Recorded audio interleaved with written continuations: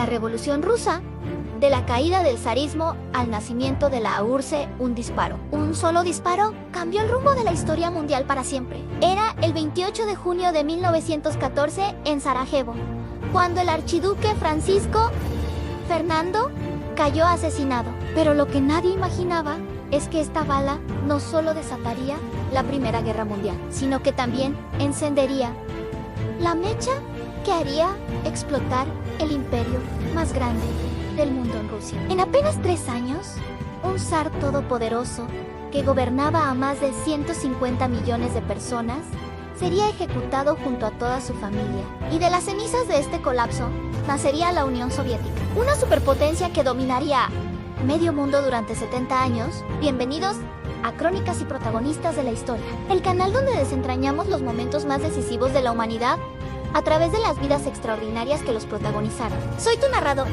y hoy vamos a sumergirnos en uno de los periodos más convulsos y fascinantes de la historia moderna, la Revolución Rusa, en contexto prerevolucionario. Para entender esta revolución, debemos retroceder al año 1905. Rusia era un gigante con pies de barro. El zar Nicolás II reinaba sobre un imperio que se extendía desde Europa hasta el Pacífico, pero su pueblo vivía en condiciones medievales. Mientras el resto de Europa se industrializaba, Rusia seguía siendo un país agrícola donde el 80% de la población eran campesinos analfabetos. La primera señal de alarma llegó con la Revolución de 1905.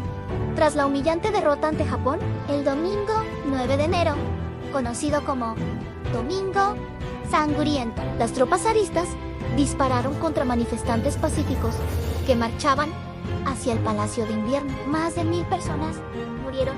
La imagen del pequeño padre, como llamaban al zar, quedó manchada de sangre para siempre. Nicolás II se vio obligado a crear la Duma, el primer parlamento ruso, pero era solo una fachada. El zar seguía gobernando de forma autocrática, ignorando las demandas de reforma de una sociedad que gritaba cambio. La Primera Guerra Mundial. Entonces llegó 1914 y la Gran Guerra. Rusia entró al conflicto con un ejército mal equipado, mal alimentado y mal dirigido. Las derrotas se sucedían una tras otra. En la batalla de Tannenberg, en agosto de 1914, los alemanes aniquilaron completamente al segundo ejército ruso, a 100.000 hombres muertos, heridos o capturados. Para 1916, Rusia había perdido más de 2 millones de soldados. Los hospitales desbordaban, las ciudades se quedaban sin alimentos y la inflación se disparaba.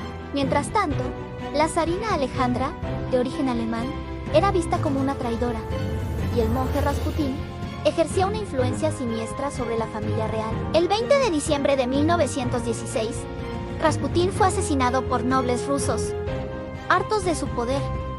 Pero ya era demasiado tarde. La monarquía había perdido toda legitimidad. Antes de continuar con esta increíble historia, si te está gustando este contenido, no olvides darle me gusta a este video y suscribirte al canal. Tus comentarios también nos ayudan mucho a mejorar. Ahora, sigamos con el momento más dramático de esta revolución, apuntó la Revolución de Febrero. Llegó febrero de 1917 y Petrogrado, como se llamaba entonces San Petersburgo, era un polvorín. El pan escaseaba, el carbón para calefacción no existía y las colas para conseguir alimentos duraban horas en temperaturas de 30 grados bajo cero. El 23 de febrero comenzaron las manifestaciones. Eran principalmente mujeres trabajadoras que gritaban ¡pan y paz! Pero rápidamente se les unieron obreros de las fábricas. El 25 de febrero, la policía perdió el control de las calles. El momento decisivo llegó cuando Nicolás II ordenó a las tropas disparar contra los manifestantes. Pero algo extraordinario ocurrió. Los soldados se negaron. Más aún, se unieron a la revolución. El 27 de febrero, regimientos enteros abandonaron sus cuarteles y marcharon junto al pueblo. En solo 5 días, un régimen que había durado 300 años se desplomó como un castillo de naipes. El 2 de marzo de 1917, Nicolás II abdicó. La dinastía Romanov había llegado a su fin, el gobierno provisional y Lenin. Pero la Revolución de Febrero creó un vacío de poder. Se formó un gobierno provisional, encabezado por Alexander Kerensky. Pero Rusia tenía ahora 2 poderes: el gobierno oficial y los soviets, consejos de obreros y soldados, que controlaban las calles. El gobierno provisional cometió un error fatal. Decidió continuar la guerra. El pueblo ruso quería paz, pan y tierra, pero Kerensky insistía en cumplir los compromisos con los aliados. Fue entonces cuando apareció Vladimir Lenin. El 3 de abril de 1917, después de años de exilio, regresó a Petrogrado en un tren sellado proporcionado por Alemania. Su llegada cambió todo. Lenin proclamó sus famosas tesis de abrir la paz inmediata, distribución de tierras y todo el poder a los soviets. Su eslogan era simple, pero revolucionario: pan, paz y tierra. Mientras el gobierno provisional dudaba, Lenin actuaba en la Revolución de Octubre. Durante el verano de 1917, la situación se deterioró aún más.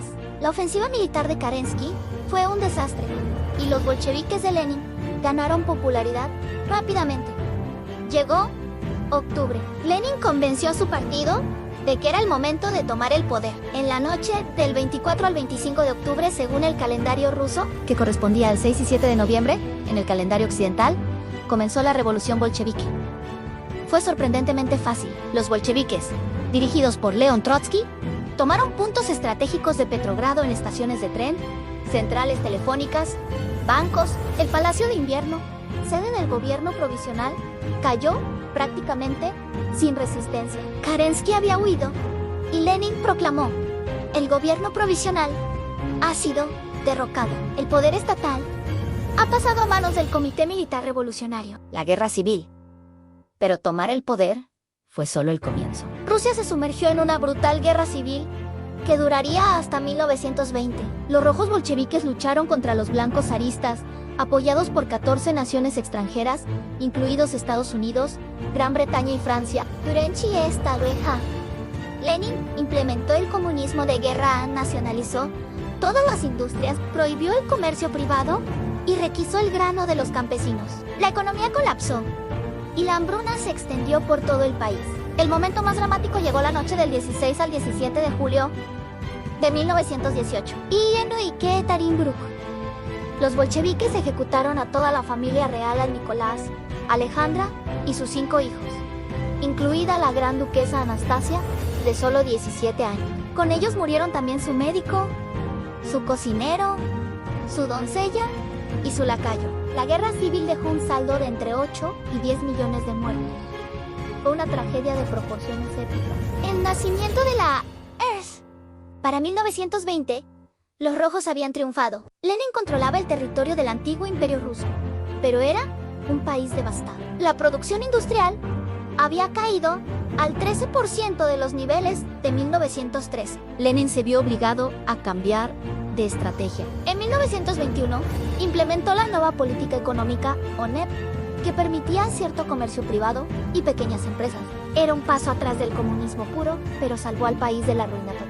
El 30 de diciembre de 1922, se creó oficialmente la Unión de Repúblicas Socialistas Soviéticas. Rusia, Ucrania, Bielorrusia y Georgia se unieron bajo el liderazgo bolchevique.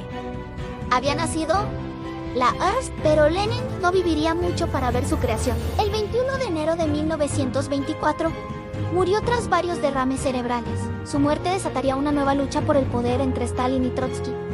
Pero esa es otra historia. Conclusión. Así terminó una de las revoluciones más importantes de la historia. En apenas 7 años, Rusia pasó de ser un imperio zarista autocrático a convertirse en el primer estado socialista del mundo. Esta transformación no solo cambió el destino de los pueblos rusos, sino que influenció el curso de todo el siglo XX. La Revolución Rusa nos enseña cómo las crisis extremas pueden desatar fuerzas que parecían imposibles. Un país que parecía inmutable se transformó completamente, demostrando que en la historia, como en la vida, nada es permanente. Si te ha gustado este viaje por uno de los periodos más fascinantes de la historia, no olvides suscribirte a Crónicas y Protagonistas de la Historia, darle me gusta a este video y contarnos en los comentarios qué otros momentos históricos te gustaría que exploráramos juntos. Hasta la próxima crónica.